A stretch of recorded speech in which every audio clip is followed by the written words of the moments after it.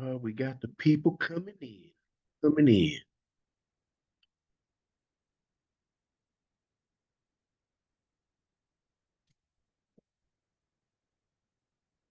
Welcome, welcome, welcome. Miss Barry. Look over there. Look at that stranger over there. Look at that Look stranger, at just that that stranger over winner, there. that Florida girl, just winning over there. Look at that. Moved to Florida and forgot about her people. Listen, Listen, you listen, already that know sunshine to my do it to you. situation, Look what is that? Eric. What's that Eric, say? Eric, you already know my situation, so I'm just moving through right now. I'm gonna get it. My funding grow. I had to. It's just some issues right now, but It's all right. It's life tr- is life and it's okay. But you it's showed lifing up right today now. and It's you are it's here. lifing right now. It is lifing right now. Okay. But Hey, trust Miss and Marla. believe, it's coming. All You right. showed up and you are here today. I see we got the world famous Miss Marla Gomez on the line. Hi. Hey, Marla. What's up, lady? I see Lori and Katie. I'm doing my romper room magic mirror thing. I see I see all the people. Ah, my man, Sarah Vanan. Hey, good morning, Chuck. Good morning, What's Eric. going on, bro? Servanan, Good to how are see you. you? Good, good. How are you all? Good. Jolie, Miss Jolie. Come on, we need y'all to get on camera. I want to, Yeah. I I know I get need to see the excited when I see people. faces. Miss Nancy. Y'all know how hard it is to get up and shower at 10:30 on a Saturday after the Not week we hard just at had? not hard at all. It's actually 1:30 right now. No. Hey, hey, Joking. hey, we talking about me. If I'm up and on camera with my coffee, I'm on camera, but I'm trying to drive. Just yeah, drive. You please don't be have to safe. look as long as we can see you. Hey, Monica. Good morning. Good morning. How you doing, Katie? Hey, Monica. Good. How are you guys? Good. Thank you very much. Fantastic. We got about literally 2 minutes. I want to make sure that we keep on track. We got a lot going on today in this group, in this Zoom, and I want to make sure that we respect everybody's time and get everybody in and out of here. Okay. Hey, So, that little coach. Hi, Miss Michael. really quickly, first thing, I'm not responsible for no times today. There's only one, 10:30. We are here, so I'm not giving no time updates. All right. That's first. Now, second, we got a power packed Zoom today. So, what I am going to do is make sure that both of our other coaches and our coach and our mentor have a chance to recognize the group, and then we are going to be up and running. Yes, yes. Hello, hello, everybody. A happy Saturday. It's almost the holiday, so we're gonna be start being really, really busy soon. So let's get these houses done if we can. I'm excited to be here. As you know, my name is Michael, and we do this every month. We have a meeting every month for all of you new people.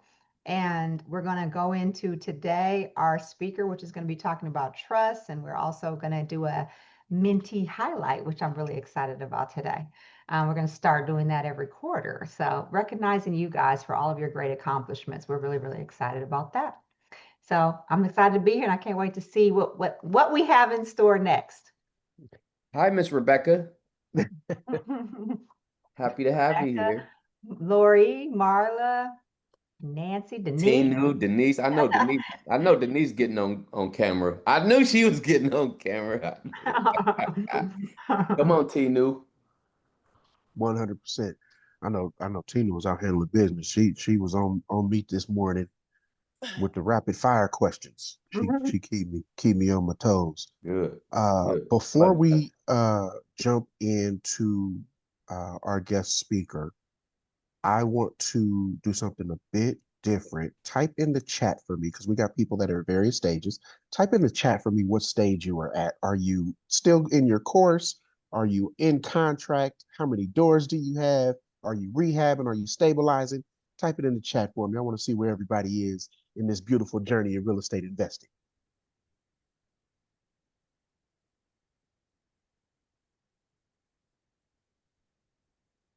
We having my first door, 2 homes under contract. That's my I God. like it. I like Two it. doors vacant, 2 doors stabilizing, I love the word stabilizing. 2 doors on to the 100%. next. 100%. Goodness. Especially right now. I cannot think of anything more important than stabilizing right now as we Three doors. go through some of these cuts and things going on with our various markets. Working on first deal will close on November 14th. Hey, that's next week. Wait, congratulations. We close next week. I like it. I like. Look at that. Oh, what the Oh, what? oh, oh. Somebody Seven just dropped a doors. hammer. What that say? 7 doors. 5 in Cleveland, That's 4 in that Reading. big boss energy right there. Seven Yeah, doors. yeah. Big You see how she boss. let everybody else type in there? She was like, let me just hit enter on that one. Hey, Lori. Thanks for getting on camera. I appreciate I love it. I love it. Okay, so a little housekeeping. We're gonna have our speaker jump on shortly, I believe, but I want to make sure that everybody is up and running on everything that we put into the group this week. We got a lot going on. Michael reminded us that it is winter time. And guys, winterize your properties. If you have a vacant unit, if you are closing on a unit, and this is your first time being exposed to that. Cleveland water pipes, I want you to make sure that you take that 100% seriously. Talk to your contractor and get your properties winterized. You do not want a pipe to burst. You do not want your furnace to go out. You do not want any of those problems. They are unexpected and technically unnecessary holding fees that you don't want to get hit with. And we've been there, we've done that. We don't wish that for any of you. So that's first. Second, we are in the process of working on the calendar for Boots on the Ground for 2026. So as soon as that is finalized, we will make sure that everybody knows so that you guys can plan accordingly. Eric, is there anything that I'm missing? No, I want to thank everyone for being here with us this beautiful Saturday morning and afternoon for some of you. I know you could have been anywhere in this world, but you woke up and decided to come here with us, and we appreciate that. We don't take that lightly. But I did want to jump into I had a mentee reach out to me the other day, and from day one, I know I tell everyone to always plug into this community. I know Chuck tells you guys, and I know Michael says it all the time, to stay plugged into this community. Yeah, I can't stand social media. I hate being on Facebook. I hate being on IG. I know it doesn't look like that, but I absolutely do. But I'll get on when, like, if I'm going to buy a coffee, I'll get on, or buying my tea, I'll get on while I'm waiting for my tea to be made, or I'll get on when I'm going to pick up my kids and I'm waiting in the car. I'm not saying to get in this community, get in every day, all day, but stay tied into it. This is free, and there's always free information here that is very important on your journey in real estate investing. You have one property or two. Let's say you got your 3 properties. This community has over 200 properties. Over 200 properties. So things come up that you may not know about. This mentee asked me about um, the LAIC, the what is that? The Local agent agent in charge. the agent Yes. in charge. We've been talking about that for at least a year. Am I right, Michael? And they said they didn't know we had to do lead testing. Yeah. So they didn't know about lead testing, and they didn't know about the LAIC. Now, mind you, they've It is been in not my almost a job. year. It is not my job or your coach's job to make sure that you know about those things. Those are things that you have to know as a real estate investor. You grow with us, absolutely.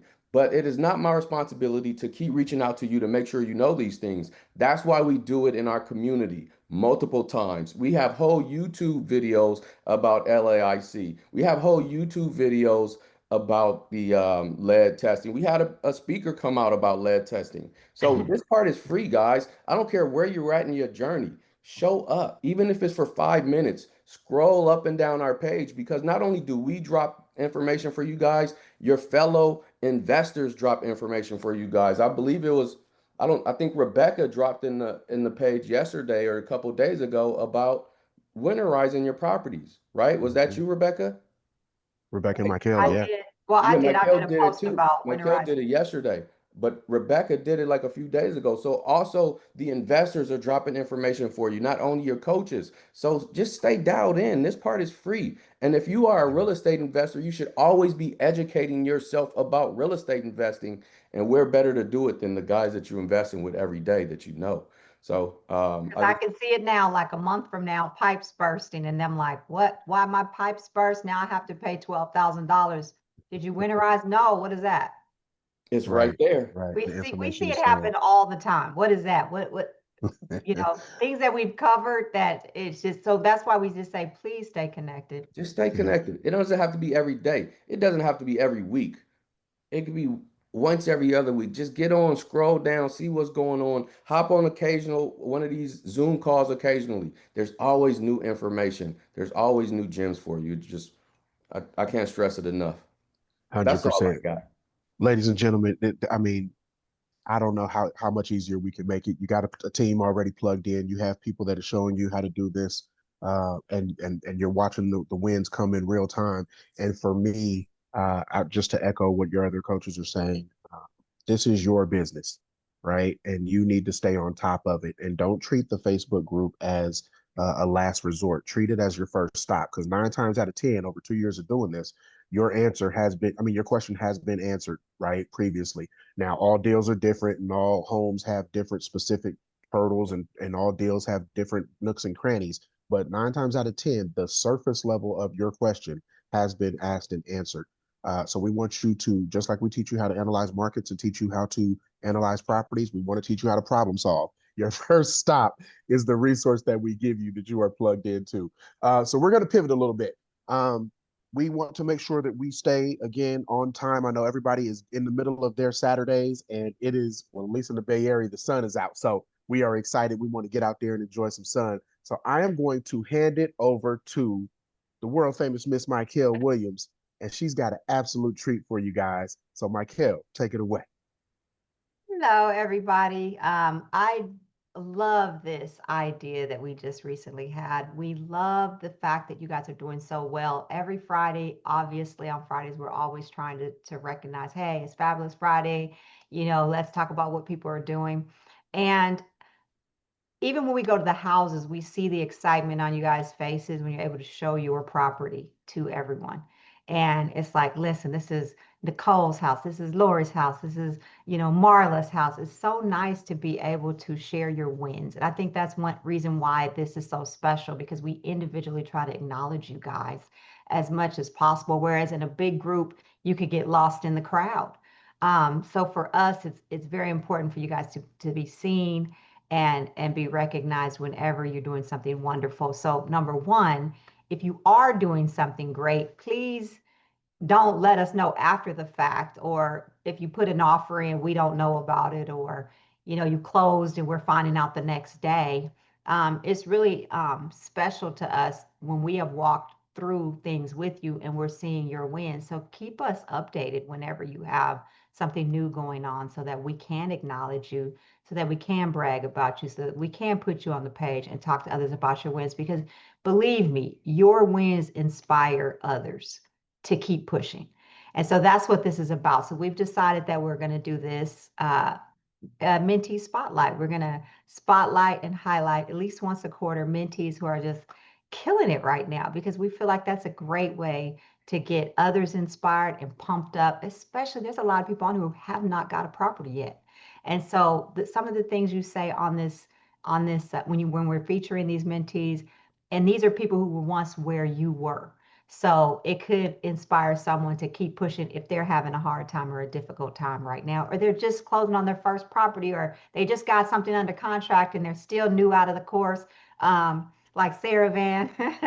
And we want to make sure that the acknowledgement is there, but that they can share their stories too, because it's cool for us, me, Eric, and Chuck, to tell you what we're doing, but I love when you guys tell each other what you're doing. I love when you post your own wins on the page, or you say, hey guys, I did this.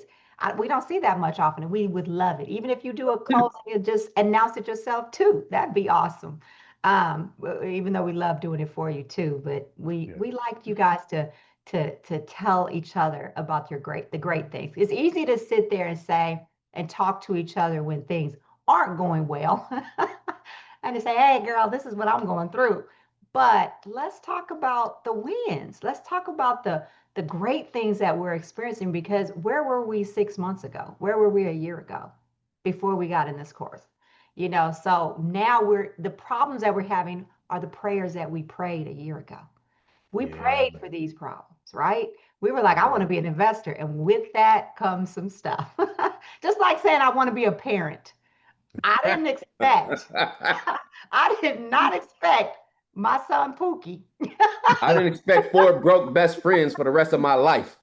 Man, and they don't I even didn't want no expect money. They one they day don't I even want to want to get hug my better. son, the next day I want to fight my son. I didn't expect that. When I signed up for parenting, I signed up for a good, sweet, solid baby that was gonna sit there while I did my housework and not bother me. So I just want to say we come into it saying our prayer, what we want, but we got to realize a lot of struggle and challenge may go into it. But all that is developing us more into who we are meant to be, into our purpose. And so we have to continuously push past easy. So for that being said, I want to introduce, today I'm doing a dual recognition because these girls have partnered up together. I love when people in our group get together and they start working together on projects because that's what it's all about. It's about taking what you did, pushing out, moving out. We're not throwing you out, but we are expecting you to grow. We tell our kids, come on now, it's time to leave the nest. You know, you're 27 years old. It's time to go. So we want also for you guys to have a nest, but we also want you guys to fly, you know, and so you have both within the Win Blueprint. And so I'm going to introduce my girls, Marla and Rebecca. I'm going to allow you guys real quick to introduce yourselves. Tell a little bit about you because everybody doesn't know you. Some people are new. Some people have never even, even started the course yet that are here. And so I just want you to tell a little bit about yourselves and why you joined the Win Blueprint. So we'll start off with Rebecca and then we'll go to Marla. I'm excited. And how long you've been in it. So tell us a little bit about yourself and why you joined the Win Blueprint. Then I'll ask a few other questions. You're muted. Both of you are muted. All right. I joined the Win Blueprint, I think in March. Was it March? I think so. Marla and I joined at the same time. Our first boots on the ground was 7 weeks into our program. And we both made offers right after that boots on the ground. Yeah. Yeah, so 7 weeks. So why, the follow-up question was, why did you join? Why did I join? Yes. I really wanted to invest in real estate and I heard Michael speak on a call and yeah, I was just drawn to your energy and you were magnetic and I was like, yeah, I want to work with Michael. Yay. So, yeah. Okay. And had you been a part of other real estate? Yes, you know that I had. They don't know you. Yeah, I had joined Rain first. And then I met you on a call that was like a bunch of the people from my Rain group that sort of spun off and started their own like weekly call and you spoke to us. Yeah. And Marla, introduce yourself and tell us why you joined the Win Blueprint. Similar to Rebecca, I started with, like a lot of women, we see the Facebook ad, we join Rain, and then we get in and realize exactly thousands of dollars later, it's not really what we were looking for. And so when I saw Michael, what I really liked about the program is the boots on the ground, step by step. That's what I was looking for. I have a big W-2 and I didn't have time to just, be trying to figure out all of this on my own. And I just wanted someone by my side that I could talk to every week. So that's really, and it turned out to be exactly that. I actually made my first offer when we were on the boots on the ground on a gorgeous little house in Euclid that I did not get. And I had, a number of offers before I got something accepted. And then it was just like a flood that was coming to me, right? So I had to turn one down because they came back around. So yeah, so that's really, it was Michael and the whole structure of this program that brought me in. Awesome. Okay. And how many doors do each of you have? Tell us about the number of doors that you've had and how long you've been in the program. I know she said 7 months. What did you say, 7 months? Since March, whatever that math is. I have 3 doors. I made an offer. My first offer got accepted on the house that I looked at on the first boots on the ground. So that's my first house, the single family home. And then a month later, I bought a duplex. So May and June. Love it. I've been stabilizing ever since. We But talked about that. We talked about the stabilization, and it's okay because it's And- going to take as long as it's going to take. yeah, yeah. And Marla, how many doors and how long have you been in? So I have 7 doors, but I had 2 here in Oregon, a midterm rental and a long-term rental, that were just houses that I lived in that I kept and like moved to another house, you know, kind of a thing. Using that 5% FHA, it's a good one. So I got my first 2 in June, which was a duplex and a single family home, and then I got a second duplex in July. And we're finishing the rehab on the second duplex and just really trying to get that done and rented. And this month, actually yesterday, I just got the first little bit of rent from the other duplex unit that got rented. So it feels like the stabilizing is really starting. And next month, you know, without all the fees from the initial setup with the property manager, I Yes. should be, you know, doing well. And that's why we do that. We have, after, you know, you get a couple, we talk to you about stabilizing, because I know it's addictive to be like, property, I want to get it. But then after a while, you start saying, oh, now I got to pay this, now I got to pay this. And so it's like, okay, let's start just stabilizing, getting our tenants in, maybe starting our refi, and then moving to Like hell shut me down. I do that. Y'all know. I will tell you no in a minute. People get mad, but hey, I'd rather, like I said, I'd rather you lose a house than lose your money. Hey, So. there's times I wish Michael would shut me down because right now, Right, listen, because he's working on 5 rehabs. So I don't know what he was. I'm like, stop, please. and it's overwhelming, even from my experience. It's 100%. overwhelming to me. So that's why we really stress stabilizing. These are good problems to have, but yet they are things that we have to be realistic about when we get in this game. Like, okay, we want to get these doors, but at the same time, we got to get it paused too, you know. So you guys tell me, speaking of that, what is your favorite part of the Win Blueprint program, especially for new people who might be on here just haven't even taken the course yet? We'll start with Rebecca. What's your favorite part? For me, it's the boots. Sorry, my internet was unstable there for a second. What was the question? What is your favorite part of being a part of the Win Blueprint program? The boots on the ground and just the fact that of being in community and not doing this all by myself. Because I think no matter how much I had wanted to be a real estate investor, it felt daunting to do it, you know, alone. So yeah, just the community aspect of it. That's good. What about you, Marla? Yeah, I think the very similar to Rebecca. I think the little bit of, you know, you have to take accountability, just like Eric was saying, for your own business, your learning, all of that.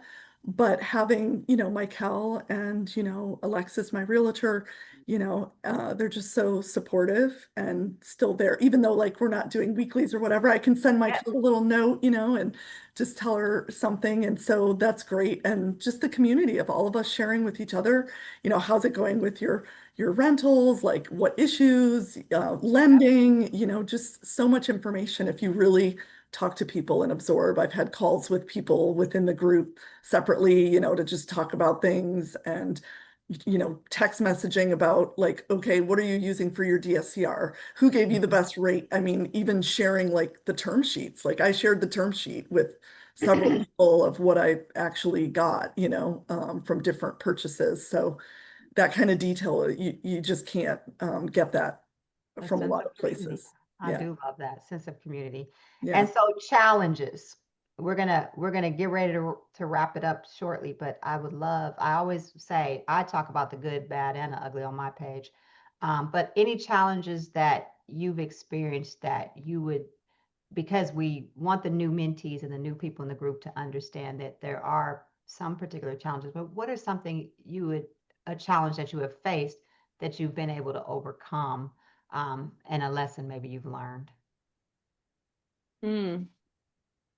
I mean, I'm still facing challenges with a contractor right now. I don't know Mm-hmm. how much you want me to talk about that, but and so I haven't really gotten to the overcome stage, but I trust that I will get there. Yeah. So And the good thing is, like, and we always say this in the beginning, you are going to have challenges. Our people aren't, you know, all perfect, but the good thing is you have our support, you know, Yeah. walk through it like we're gonna get on them. We're gonna put we call it stepping on their necks, and trying to make sure that they move forward and push forward. So, yeah, that's one thing. And that's why we started doing the vendor incident form and different things like that, so you guys can have them start us making them accountable as well. Mm-hmm. And what about you, Marla? Yeah, I mean, I think that's probably been number one is just, I think there's been a lot of learning and process about like, what does it take to actually have something rent ready for like a Section 8, for example, like smoke detectors in the living room and in every bedroom, and just little things that might get missed in the initial quote. So, I would say definitely, get detailed in your contractor quote, force a little more detail. I think that's a big learning for me. Yes.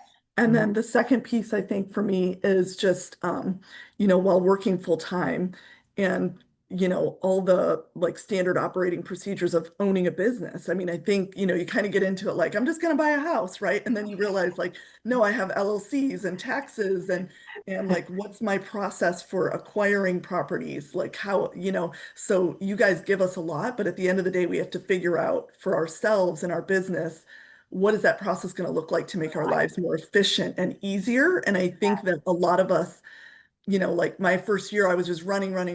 And, now I'm like trying to really hone in on that between now and the end of the year, so that 2026 can just, be a little more, organized. And fluid. Yes. Yep, fluid, Thank you, literally. Keisha. The Keisha word I said was she thinking. appreciates the way the coaches take feedback and make changes. We are always trying to figure out ways to improve this program. That's one thing that me, Eric, and Chuck are constantly every week doing, saying, hey, how can we take this to the next level? We're never satisfied with where we're at. If you guys say, hey, this is going on, then now we're going to create a process to make that work smoother. Obviously, they don't work for us. They're not our contractors. They don't work for us. The agents are not our agents. They don't work for us. The lenders are not our lenders. They're just partnering with us and we're referring you to them. So we always got to keep that in mind. We're just a referral source. They still have to be on their business, they still have to be good business people. And so our goal is to keep them accountable. Like, you will lose all of our business if you don't continue to serve these people. And some of them are gone now. And we're always bringing on new people, but our goal is to keep improving and making this the best program for you guys that we can. So what words of wisdom for somebody new coming in that maybe you wish you would have knew on the day one, what words of wisdom would you give for a new person coming in, that maybe this is my final question, because I know we got to get to our guest speaker, that they can learn, that's something that they can do or to watch out for in the beginning that can make their journey that much easier? Words of wisdom. I don't know. I think I've been thinking a lot about just like the risk assessment. As I don't know, you haven't brought this up, but Marla and I are about to buy a house together. Yeah, I want to talk about that too. Yes, absolutely. And I want to talk about and so it's a more expensive house. It's a bigger project. It's a much bigger rehab. And so I've just been thinking a lot about just risk in general, and like what is it in me that like is willing to take a risk, And I risk take in other areas of my life. Like I used to be a kayaker and I paddled really dangerous rivers, and I was thinking about like there's a parallel of like, if I was going to be on a river for the first time, that like the kind of rivers that like take a few lives every year, I'm going to follow someone who's a more experienced kayaker than I am. And I'm going to watch their lines and I'm going to learn from what they do. And we have that in the Wind Blueprint with you guys, right? Like you guys are ahead of us on the river. And so I think just like leaning on all the tools that you guys give us, right? Like I go into the wilderness by myself all the time. There's a guy out here currently, he's like day 7. He's probably, it'd be a miracle if he's alive at this point, that there's a search and rescue operation going on. And so that like reminds me, like when I go into the wilderness by myself next time, like basically I got to do the equivalent of knowing my numbers, right? Like do I have a map? Do I know what the weather is? Do I have all of the things that help me pivot if it becomes a survival situation? And you guys, again, like you give us all those tools that allow us to take the risk involved. And so I would say like my advice is just to like really like trust that we have good guidance, and go for it. Take the risk. Like, I don't know. Awesome. I love that. I love that. And Marla, what is your advice for a new mentee coming in? Yeah, I was kind of, I mean, similar to Rebecca, right? But I think for me, one of the shifts that I really had to make with this is it is around risk and safety and how you feel about money, right? And your stability with money. Because like we said, the stabilizing, for as much as we all wanted to go smoothly and we want to, have a 4-week rehab that, finishes up without a hitch and the quote is exactly what it costs us, and all of these things. I think the more that you can get yourself in a really good, stable place, cutting where you're spending, making sure you have, savings set up, and shifting your mindset for me around, I was a very low income single mom for a number of years and was in debt and credit card debt and, the 400 something credit score and all these things. And so once I got out of that and got myself in a really good position, it was really hard. Like it's hard to like switch your mind to you are leveraging what you've done over the last 20 years. You are now leveraging that to create more and be patient to see that shifting because it definitely has been sort of like a stress for me, because I just want to like have it all in the bank, safe, invested in like, index funds and that's it, right? But that's but it's not going to grow, and diversify my generational wealth and bring in that cash flow so that I can retire from, my intense job. So I think it is all around that risk and safety. And I think patience and relationships is another big one, right? Talking to everyone and accountability, really. I think that's another one that is huge is we have to take accountability for that learning. Like I said, with the lender fees, right? Like I didn't really know what I didn't know. And now I'm like, no, I'm looking at 3 different offers on DSCRs. And yeah, I'm taking a little while to decide what I'm going to do, but it's because I'm like, these lender fees are insane. Like, how do I? And we want to, and hard money and private money are always more, but we got to really count the cost in everything we do. Know the numbers, plug them into the calculators again and again if you have to. But I love that with you guys because you guys have done exactly what this program is built for. So we are proud of you. There are challenges. We know that. We say it all the time, but you guys are just pushing through, and I love how you've partnered up. So before we go, tell us what you're working on right now together. I think Marla should do this part. Okay. Rebecca's more shy. Hi, Kelly. Okay. Well, Marla found the house too. So. Okay. Tell us about that. So I'm kind of the pattern recognition numbers girl. So sometimes when these things fly up on my screen from Redfin and I just immediately kind of my brain goes up, something. So I saw this house in Lakewood, 235. It was on sale for $239,900. And it was this big red, old house. And I was like, but it looks pretty good. Like, what's the deal? It's Lakewood. Why is it? And no, it is not a zip code that you are allowed to do if you are new. Always help this to your coach. We are not suggesting it. We both bought multiple, so they've got multiple. They can do this, guys. We put in the offer at 235 with an option to go up to 238 if someone else got the offer, but we were pretty sure they didn't have the offer yet. The rehab is looking like about 150 rehab. It is going to include some mechanical plumbing. It's the biggest rehab we've done. But we feel confident in, the contractor and the numbers and stuff. And so the ARV is for 535, but we actually are seeing a little bit possibly higher numbers, especially in the spring, summer, sale market. So we're hoping we get as close to 600 or over as possible. So we'll see, there's lots of holding costs and things like that. And we're working through some final private money. That's the other part of this. We are using I started my networking like a year ago, and because of all those relationships, those local REI contacts, friends, people I've met along the way, we are trying to use 100% private money for this. And we're pretty close. We're just nailing down a few little details and trying to bring as little of our own money to the table as possible. I love it. Well, you guys are doing everything the Win Blueprint's about. I'm proud of you both. I can't wait to see what happens. Please post some of your wins in the group when you guys are doing this because we'd love to learn more. Thank you guys so much for sharing your story. And you are an inspiration. Yay. Thank you guys for doing this program and supporting us. Yes.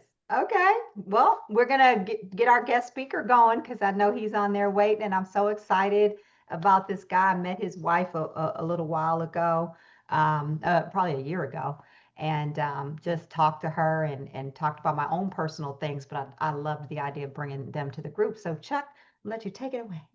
Absolutely. Great job, ladies. We are looking forward to all of your success, but you guys are definitely leading by example. We want to try to stay a little bit on time here. So this conversation I'm really, really excited to have because you guys know me. It's not about how much money you make. It's about how much money you keep.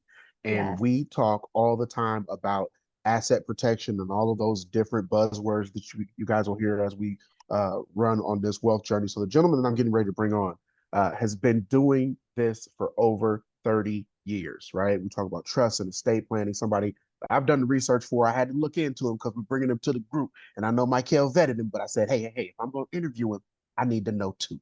And so jumped in, did a little research, and I am thoroughly impressed. And so we are going to be talking about trusts and estate planning. And we're going to make sure that you guys have this gentleman's information so that we can dive in if you want to for questions later on. But Mr. Michael Maloney, welcome to the group, sir. Thank you for having me. 100%. We are excited. So we're going to dive right in because I want to respect everybody's time. And we got people all over the country here. And we might even have some Canadians on the call. I'm not 100% sure. But Do you have some Canadians, Chuck? We do. We have some Canadians in the group. Yeah. I'm first generation. My parents are Canadian. Me too. Nice. My parents are, and I got my citizenship. So Yeah. Very I nice. was born in Detroit, Michigan. That's where my parents came from, Quebec and Ontario, and I was born in Detroit. love it. Love it. Yeah. Nice. Jumped right over that river. So let's talk about it. We talk about in terms of real estate investing and asset protection. Why is having a trust important, and when do you know you're ready for one? Okay. Quick question for you. How much time today do we have? We got about a good, very special Half hour. 32 minutes. Wonderful. I know I can give you a lot of great information in a half an hour. Okay. Let's do it. So I've been doing this a long time. And here's the issue with these words, estate planning. Many people, when they hear them, they'll self-deprivate themselves and say, well, I don't have enough, or I'm not old enough. And with that, I want you to really be thinking about this as I'm talking here. The oldest, wealthiest person that you all know, here's the facts. 90% certain they don't have any planning in place. 90%. And hear this, if they do have their documents, they really don't know how they work. And neither do the people that they've named as their successors. They don't know either. Okay. So with estate planning, the wrong place to start is with death and taxes. That's not the right place to start. The right place to start is right here. And here's a scenario. Something bad happened to you. I don't know. You got sick, bad accident, regardless. You can't make decisions for yourself financially or medically. So here's the thought process. Number one, who's going to make those decisions for you when you can't? Who's their backup? And what document did you put that permission in? Okay. Because just because somebody's your spouse or a child, or a parent, by the way, okay, once your kid hits 18, you have no legal right to make decisions for them if they become incapacitated. Okay. All right. That's the first estate planning issue. So who's going to control? And then what document did you put that permission in? And then check this out, everybody. Do your financial institutions know about that document from you? If people have their documents on this call, if you have your power of attorney for financial, if you have your revocable trust, you can't keep it a secret. Everybody you're doing money business with needs to know about it, so they have the relief. Here's your key here.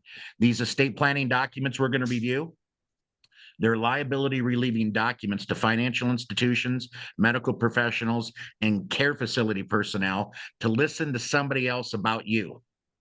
And if you don't have these succession documents in place, financial power of attorney, medical power of attorney, revocable trust, if you don't have those permission slips in place, and you're going to hear me be repetitive on purpose because I want to dance around in your head until you get these documents done, okay? The financial institutions need to know about it, and I'll cover that again in detail before we're done. So here's the point. If you lost the ability to make decisions for yourself and you don't have any of these documents in place, how does somebody get appointed or get the permission to make decisions for you? Well, I gave you a clue. They're going to have to be appointed. Appointed what? Your guardian and conservator. How is that done? By somebody connected to you hiring an attorney and taking your affairs through a court process called a guardianship and conservatorship proceeding. All right. Again, I want to make sure everybody's with me. Why is the court process happening? One reason. It's two reasons. An adult became incompetent and they don't have any permission slips in place. So the ultimate result of the court process, hear this, is of course appointing the decision maker, but it's also to provide them with court paperwork that the court appointed person can give to the ward of the state's financial institutions. So the financial institutions are relieved of liability for letting go of the money. Did you see the commonality again? Right? 100%. So it's the permission slip. You either do it or the court is going to have to get involved and provide the permission slip. And before I ask about questions, let me add this. Holding assets joint with rights of survivorship is not joint with rights of incapacity. Having beneficiary designations on your accounts has nothing to do with incapacitation succession. Okay. I'm saying the obvious, but everybody doesn't track this. You got to die to have a beneficiary. And having a last will and testament, that doesn't do anything while you're alive. Right. I'm so glad that you gave us the difference between that key part right there, just the last will and testament. Yes, sir. It's as got well nothing as to do with why you're alive. Difference, 100%. And then also the difference between being incapacitated and, unfortunately passing away, right? Because I think most people that enter this space, especially if you're a brand new investor or brand new beginning into estate planning, we think of life insurance as a shelter and all the umbrellas that are under there. And we think, of course, of the will. But you said something key there, and that is informing your financial institutions that you have something in place. Can you spend a couple of minutes on why that conversation is almost as important as having the document in the first place? Well, the key is the folks that have your money want to know what you want when you can't handle your affairs. And speaking of that specifically, every financial firm that you're doing business with, your bank, the Schwabs, the Fidelities, the Vanguards, they all have their own power of attorney policy for acceptance. It doesn't have to do with anybody's state law. It's the financial institution's policy in accepting powers of attorney. Check this out. Your financial firms do not want to receive your power of attorney for the first time from your successor, and if the document is older than 3 years. They want you to give them that document now so they know what your wishes are. They really don't want to receive the document from your successor, even if it's your spouse or adult child. They don't want to see it from them for the first time.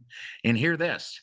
If they do see it from them for the first time and it's older than 3 years, most firms won't take it, which means the family's got to get an attorney and go through that guardianship conservatorship proceeding. Yeah. Let me keep talking on that because you wanted me to spend some time. Okay. With people who have revocable trust, one of the most common errors is they don't have all their assets that should be in the trust in it. They haven't retitled the bank accounts. Okay. They haven't put their LLC managing member into the name of the trust. They haven't retitled their S Corp or C Corp shares into the name of the trust. They haven't put their non-retirement accounts and their primary residence into the name of their trust. Are you all with me? Yep. Okay. When you do that, it's changing the title or the ownership from you to you as trustee of the trust. Okay. I'll jump ahead here. Do you want to know why a trust, the use of the revocable trust, avoids the need for a guardianship and conservatorship and probate? Check it out. It's easy. Because when you set your trust up, which is just a contract of your instructions on how you want your money managed and by who. So did you guys hear that? How you want your money managed and by who? It's obviously you while you're competent and your successors when you're not and when you're dead. Okay, that's all put in the contract. And it also spells out, hey, when I'm gone, where's this money go? All right. But the contract, when you change the title on your assets to it, Michael and Stephanie Maloney Family Trust, Michael and Stephanie Maloney trustees, when we put our assets in our trust, if we become incapacitated or die, there's nothing in our names for a court process to have to provide succession over. We've all done it contractually. Everybody with me? Okay. We are. So what I just said was, everybody has a choice on how they're going to have their estate succeeded. You can either do it contractually and put your own documents in place, and I'm saying what I'm saying next on purpose, or do what even smart people do, which is rely on their gift of optimism to make them rationalize that they've got plenty of time until they don't. The gift of optimism is the number one enemy of this document, of this planning, okay? And no matter how smart you are and no matter how much you know the answers, until the documents are in place, they don't work for you. That was said purposefully. So that's where the court succession has to take place. So buttoning it up, everybody's got a choice. Court succession process, that means hiring an attorney. And I am not anti-attorney, but I want you to hear something. The cost for a guardianship and conservatorship proceeding is a 5-figure check. Check this out, Chuck. $300 an hour, 40 hours of work. That's 12 grand. Average probate fees fall between 3 to 7% of the entire estate. So you all do the math. Okay. Wow. Right. And I know you believe me, but if we had a little more time, I'd show you a half a dozen probate records. And I'm talking about, I got a record, 1.7 million. This is out of PA, Pennsylvania, but it happens in every state. 1.7 million, guys. They have 2 pieces of real estate. 2 pieces. It ain't no big deal. I used a little slang there. And they have money in 4 places. The bill's $68,000 already. If they would have hired Stephanie and I's firm for about $3,000, we would have avoided all the nonsense. Okay. So what you need to hear with cost wise, you're planning for a full estate plan. It's going to fall somewhere between $2,000 and $4,000. And hear this. It shouldn't be based on your ability to pay. The fee should be based on work. And what's work with estate planning, everybody? Work is how complicated your distribution wishes are.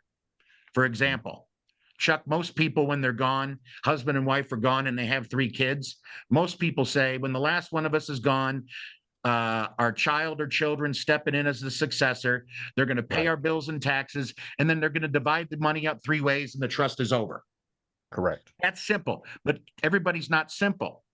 Some families have, we're going to set money aside for college. And if you don't achieve certain grade points, or you've got to pass a drug test, or we want to instill work ethic. So we're going to match your estate distribution. We're going to match it to the W-2 or 1099s that you produce every year. Are you with me? So the point is, when somebody's got to design a more detailed distribution, that's more costly. And then where also the cost will increase is you got to make sure your LLCs and your real estate deeds get prepared. Because if you've got personal property, personal real estate, that's going to go in your trust. If you own your real estate in an LLC, once you tether the LLC to the trust, now that trust is controlling the assets in the LLC, and you avoid all the court succession nonsense as well. Okay. Love it. I know that was a bunch of words. Let me pause there. That is a lot. No, I absolutely love your energy, and we got questions flying in. So I want to do two quick questions, hopefully. Yes, sir. If I can reword them, and then we'll move forward. So the first one, someone mentioned that they are currently working with a lawyer, and they put a generic line in there about covering any future LLCs, and we're worried about that generic line being enough to actually cover those LLCs. For future properties. Here's my instinct. It's probably fine. It really is. Now, without looking at it, okay, I could change my mind if I read it, but instinctually, the document, the trust document, is going to be written in a broad enough sense that it's going to be able to be flexible and flow with your life. Let me cover that. Okay. A lot of people think that this planning is really a big deal. It is not a big deal. Hear this. To do your planning, you only need to know a few things. Number one, who makes decisions for you financially and medically when you can't? Okay. Mm-hmm. If you're married, that's going to be your spouse. If you're not married, it's a child or a brother or sister or a niece or nephew or a good friend. If you can have 3 levels of succession, that'd be a good idea. First, second, third. Everybody doesn't have that now. So if you can't have 3, then try to have 2. All right. So who's going to make decisions for you when you can't? And then here's the other one. Where's your stuff go after you're gone? Those are the 2 most important things you need to be focused on. Who's managing your money and making medical decisions for you if you're incapacitated? And when you're dead, who's getting your stuff?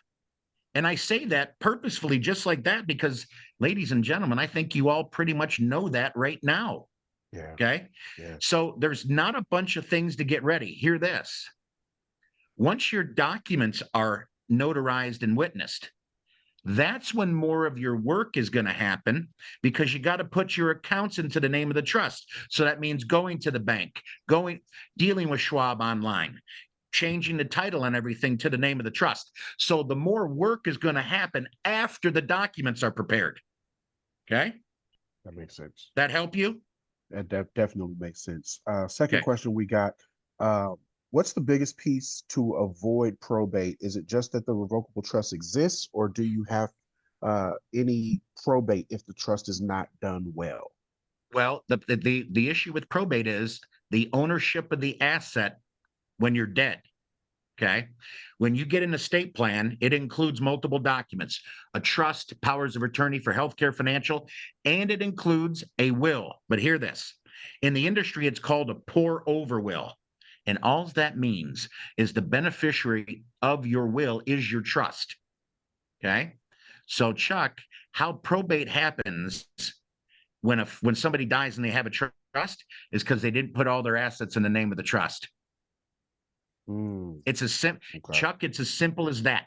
Well, what do you mean? This bank account? Yes. My automobiles? Remember this, everybody. Your revocable trust is not asset protection for you. It's a control document. Okay. In some states, when you put your boat, automobiles into the name of your trust, just let your agent know that your trust owns it. But liability and all that other stuff, you didn't increase or decrease your liability, but putting a trust in place. That's other documents. Okay. The revocable trust is a control document. All right. So, Chuck, the answer to your question in summary is you avoid probate by having your assets in the name of your contract and not in your name. Assets clearly listed. I wanted to say something real quick on Sure. this, because Stephanie really got me when she did a presentation for us before, and she was saying that if you have have a family married with children, then you divorce and you marry someone else, your kids are automatically disinherited. Oh, here's what she said. Here's what she said. Similar to that. It was so powerful. Very close. Let me paint it. So, second marriages today. Kids from the first marriages, both spouses, right? Okay. They don't do a his kids and her kids. It's an our kids. They Brady bunched it all together. They title assets joint with rights of survivorship. A spouse dies, leaving everything to the survivor. Well, the surviving spouse had every good intention of doing their own planning, but she didn't get around to it either. And she dies. She doesn't have a will either. Hear this, everybody. When you die without a will, your assets do not go to the state. The state just distributes them, your assets, down your bloodline. Okay. So did you hear the problem? She and I are married. I die first. I leave her everything. She dies with no documents. The money goes down her bloodline and disinherits my kids. Okay. So in order to avoid that, you got to have the contract in place that makes sure that nobody's kids are disinherited. You also have this happening today a lot. Good little segue there, friend. You've got a kid, an adult kid living at home with either mom or dad or the surviving parent. Okay. And then there's 2 other kids that don't live in the home. And nobody's talking about what Bill's going to do when mom's dead. That's Bill's home. I guarantee you he's taken possession of it mentally, right? Yep. That family discussion has to come out. And Chuck, I'm going to say one more thing and be quiet. In addition to having documents in place, the other thing you must have, forgive me for saying must, okay? Sure. You need to have successor education. And that means you got to get the adults that are going to be your successors at the table while there's no drama going on. There's no death. There's no incapacity. And the successors get a fire drill knowing how the heck to do what they need to do when they're gone, because it's not hard. They just need to know what to do. Yeah. And you want them to ask all their questions now where there's no problem. And hear this. I didn't say you were telling everybody how much money you have. None of your successors need to know how much money you have to know how to be a successor. Y'all with me? We are. Your successors don't need to know your business. They just need to know how to put their hands on the documents, and they need to know where they can see where your money is eventually. They just need to know where to get at it. Okay. Awesome. So we got about 4 or 5 minutes, and I want to make sure we answer this question because, again, I am a fan of low-hanging fruit. I want to make sure that everybody understands at a very elementary level, because I think that there's enough resources out there to dive into the larger questions. But how often should you revisit, revise, edit your trust? And I'm thinking of this as a real estate investor, where you have 4 doors right now, but by this time next year you may have 17 doors. How often do you revisit or edit or? Okay, here's when you need to change your plan. When you change your successors, if you change your distribution. The buying and selling of property or opening and closing of financial accounts is not changing who your successors are or your distribution. Okay. So I know, you hear, oh, you should have your documents updated every 3 years. And I respectfully say, for what reason? Did you have your successors changed? No. Has your distribution wishes changed? So you went from 4 doors to 17. When you're dead, are the 17 doors divided equally among your children? Did those wishes change? Yeah. Are you feeling that, Chuck? 100%. Now, I will say, if you have more than 3 kids, chances are you're going to make a decision, switch those kids around at some point, because kids are kids. But that being said, I'm really it'll happen sometimes. No, I love the answer that you gave, because that leads to the structure of how it should be set up, right? Because as long as you have the entity covered, whatever that entity owns still goes to those disbursements. So perfect. That makes 100%. I am going to leave it open. We got about 3-4 minutes. I'm going to leave it open for questions. If you have a question, feel free to come off of mute. Otherwise, I will defer to Eric and Michael, and then we will wrap up. Michael, you have been absolutely amazing. I want to make sure we get at least 1 or 2 questions in, and then we will wrap up, guys. Very good. Feel free to come off of mute, or I will defer straight to Eric and Michael. I have a question. Ask away, Go ahead, friend. Lori. So if we have properties and they are titled in the LLCs, how do we then make sure that they are in the trust? You change your managing member of your LLC to you as trustee of your trust. I'm sorry, say that one more time. You change your managing member on your LLC to you as trustee of your trust. Okay. That's it. Now, And now, sorry. sorry, just one more aspect is a lot of us had our trust, or I'm sorry, our LLCs set up for us with a holding company for not having our names on our trust. So how do we then still keep that confidentiality and that privacy, but have it in the trust? Does that make sense? It does. It's hard to do it that way Okay. because you've got to show control. And right now, how are you showing ownership right now with your LLC? Well, my LLCs are owned by a holding company LLC. So you make once you put the holding company into the trust, Okay. there you go. I needed to just. Sometimes I need to hear it again too. I got to go through my brain. That's the answer. The holding company tethered The to the holding trust. company goes in the trust. Because the LLCs are owned by the holding company and the holding company is owned by the trust. There's your control. Perfect. Awesome. Thank you. You're welcome. Nice question, by the way. Good question, Lori. What's the difference between revocable and irrevocable trust? Well, right in the name, obviously. One you can change your mind on and one you can't. And I think what you're probably asking is why people do an irrevocable. Okay. Irrevocability, once you put the assets in the trust, you're separating it from the assets from you personally. So that is a form of asset protection. You're actually getting the asset out of your estate. Okay. So people normally we don't see a lot of people doing irrevocable planning until they're north of $10 million in assets, because a lot of people don't want to give up control per se of money until they know everything's cool. And I think you'd agree. You got $10 million and you're feeling pretty secure about it.